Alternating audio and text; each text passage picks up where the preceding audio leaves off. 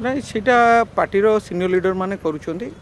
ଆମେ ତ ସେ ବିଷୟରେ କିଛି କହିପାରିବୁନୁ ଯେହେତୁ ଆମର ଗୋଟିଏ ଅଲଗା ଆଜି ସମ୍ବନ୍ଧରେ ଆମେ ଆସିଥିଲୁ ଆଲୋଚନା କରୁଥିଲୁ ସେ ସମ୍ବନ୍ଧରେ କିଛି ଆଲୋଚନା ହେଇନି ଆଉ ସେମିତି ବି କିଛି ଯେଉଁ ବିଏମସିର ସିଏମସିର ସେମିତି ବି ଆମେ କିଛି ଲୋକ ଚାହୁଁଛନ୍ତି ଅଲଗା କରିବାକୁ କିନ୍ତୁ ଆମେ ସବୁ ଏକାଠି ଅଛୁ ଆଉ ଏକାଠି ରହିବୁ। କିଏ ଚାହୁଁଛି ଅଲଗା କରିବାକୁ ଗୋଟେ ବିଜେଡି ଏତେ ସଂଗଠିତ ଦଳ ଆପଣ ମାନେ ସବୁ ବର୍ଷ ବର୍ଷ ଧରି ଦଳକୁ ଆଗକୁ ନେବା ପାଇଁ କାମ କରୁଛନ୍ତି ଏମିତି କାହିଁକି ହେଉଛି? ନା ଦେଖନ୍ତୁ ଯିଏ ବି ତ ଆଉ ସେ ସମ୍ବନ୍ଧରେ କହିବା ବେଶୀ ଆଉ ଭଲ ଲାଗୁନି ବି ଆମକୁ କିନ୍ତୁ ଯିଏ ବି କରୁଛି ସେ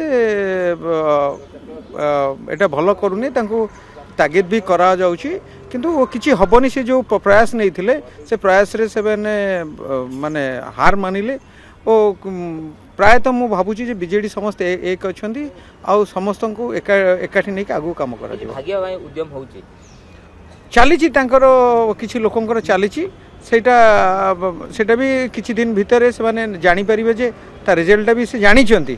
ସେ ଅଲରେଡ଼ି ସେ ଯେଉଁମାନେ ଭାଙ୍ଗିବାକୁ ଚାହୁଁଛନ୍ତି ସେମାନେ ରେଜଲ୍ଟଟା ଜାଣିଛନ୍ତି ତଥାପି ତାଙ୍କର ଗୋଟିଏ ଇମ୍ପୋର୍ଟାନ୍ସଟା ଖୋଜିବା ପାଇଁ ଏସବୁ କରୁଛନ୍ତି କିନ୍ତୁ ଆମେ କେବେ ବିଏମସି ସିଏମସିକୁ ଭାଙ୍ଗି ପାରିବେନି।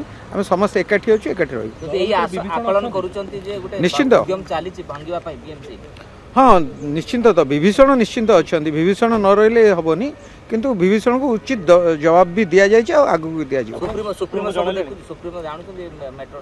ଶୁଣନ୍ତୁ ଏତେ ବଡ଼ ଜିନିଷ ହେଉଛି ନିଶ୍ଚିନ୍ତ ତ ସମସ୍ତଙ୍କୁ ଜଣାଯାଇଛି ଆଉ ଯେତେବେଳେ ଆଗକୁ ଯଦି ସେ କିଛି ଏ ପ୍ରକାର ପଦକ୍ଷେପ ନେବେ ନିଶ୍ଚିନ୍ତ ତାଙ୍କ ଉପରେ ଦୃଢ଼ କାର୍ଯ୍ୟାନୁଷ୍ଠାନ ହେବ।